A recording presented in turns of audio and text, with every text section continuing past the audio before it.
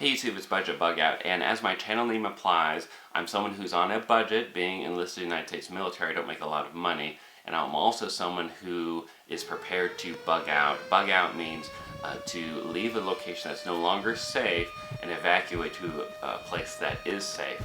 And I am someone who refers to himself as a prepper, which means I'm just an average everyday person who likes to be better prepared for a worst case scenario. And in this video, I'm going to be talking about food items that, if properly stored, they'll never expire on you. So let me paint a picture. As someone who was raised in Florida, I'll use an example of a hurricane, as well as what's going on in Houston with Hurricane Harvey. I think that that's a good way to tie this into an applicable example, right? So usually the average person buys for a week of groceries, let's say, and then every weekend they go back to the grocery store. But if something happens, then they will not have food to last them for the rest of the week, especially if the surrounding area is also affected, if you can't go out and grab food from anywhere else. Now, for an encroaching storm, usually days ahead of time, people are going to the store and they're clearing out the shelves. So whenever you get there, you might not be able to buy the things that you need to last you for the upcoming natural disaster or whatever that is impending. So I'm not saying that to scare you. I'm just saying that happens to people all the time, everywhere. It doesn't matter where you are in the world. A natural disaster can still reach out and grab you. Flash flooding happens everywhere as well. So let's go ahead and cover these 10 items that I actually ironically purchased several months ago, but because they don't expire, I didn't care about rushing and making this video. Let's go ahead and get started talking about these 10 items that really every prepper and every person who just wants to be better prepared should buy.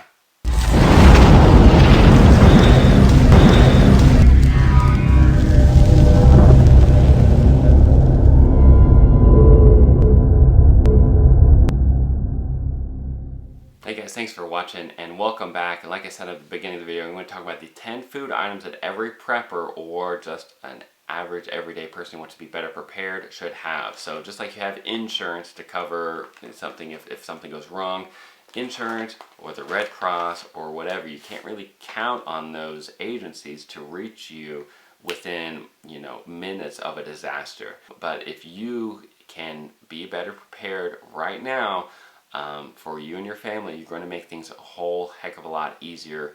And honestly, I mean, in a worst case scenario, you don't have to worry about starving, and you don't have to worry about needing to scavenge or loot for food, because then you're putting yourself in a very dangerous situation, to say the least. But if you have these items they're not very expensive and they last forever if properly stored, it's going to help you a whole heck of a lot in a worst case scenario. And before you guys say, well, if a disaster comes, all your food's going to be wiped out, yes, that's going to happen to a small part of the population. Let's say if a hurricane hits, there's going to be a path of destruction. It doesn't matter what you did to be better prepared. But for the surrounding collateral area, who are going to be without power and places to go get food, having these supplies is going to help tenfold, hundredfold. So go ahead, buy these budget-friendly items. There's no reason to wait. Get these now. And there's going to be more than 10, but these are the 10 I'm going to be covering, okay?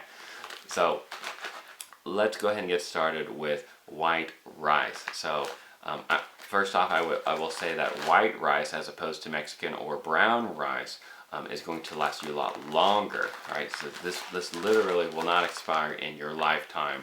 If it's maybe taken out of the plastic thing, it's already starting to tear, and stored in a proper storage container in a dark, cool location that is moisture free. And so first one is white rice, kind of a staple food anyways, and you can mix a bunch of other stuff into it, such as these other items we're going to be talking about. such as pinto beans or beans or legumes or whatnot. They offer good protein as well. You got to store them just like you do in the white rice. Now you're going to want to have bigger packets than these ones, but I just bought the small ones just to set an example for you guys. And like I said, granted, these are smaller portion sizes than maybe you need for your home. $15 for all of this, so very inexpensive. No reason you shouldn't buy these things. As well as the other items I'm going to talk about at the end of the video. The pinto beans are the second one. Another thing you kind of mix in all that is going to be these noodles. You can just, like I said, mix these up. You're going to want to have heat and water, and make sure that you're doing the safe locations. You busting out the old camping gear. Make sure you don't set your house on fire, because sometimes that does happen. The Red Cross actually doesn't recommend even candles in a lot of people's emergency supply kits, because fires do occur after a disaster happens. So you really don't want to go from bad to worse, do you? So just make sure you're doing all this safely. Just because it's a disaster doesn't mean you should be done. So mixing those items as well as with these bouillon cubes, this is chicken, is going to add a lot of normalcy to a situation that is not normal, as well as keep yourself and your loved ones full of food, and but also make sure that you're keeping account of things. If people are allergic to things, whether it be yourself or family or people who are planning on sheltering with you, let's say they got celiac disease, you're going to want to make sure that you don't have things that are going to trigger an allergic reaction to any of those kind of foods. But also make sure you have medicine on hand as well, especially if a certain person is diabetic or has a situation that they need constant medicine. So have those items stocked up and kind of stored away. Remember, medicine, it does expire though, at least the potency for them anyways. Moving on to, these are still all food items, but maybe these things you can't just eat by itself, although you certainly could. But I'm going to go with honey, especially not necessarily in this form, but if in pure honey, or raw honey I should say. This is, I think it's just pure honey, but raw honey, especially in the local raw honey, you're not only supporting local businesses, but it helps with allergies, or at least it's supposed to anyways, because the pollen is from the local area. So I always get raw honey whenever I move. Someone in the military, I move from location to location a lot, so I try to consume the local honey a lot. But even in its pure form, this little bear of a honey bottle is going to last you a while. So another thing that can add some normalcy, although maybe not a lot of sustenance, but in an everyday situation, coffee kind of saves the day. So in a disaster, coffee is going to add that needed normalcy. Once again, you're going to need to be able to heat something up, and you're going to need to have water. The Red Cross recommends 1 gallon per person per day, and in Canada and other international regions, it just says 2 liters per person per day. Moving on to, especially for those of you who have infants, this is evaporated milk. Enough said, right? And then moving on to soy sauce. Now, there are a lot of items that are canned items and other things that I could be including in this list as I'm beginning to wrap this up. But soy sauce, I don't think a lot of people realize that is going to last you a while, and having a little bit of savoriness to items that are kind of bland, once again, is going to add some normalcy, boost morale, that kind of thing. And then the last 2 items that I have here is going to be salt and sugar. Once again, all these need to be stored in good locations away from moisture.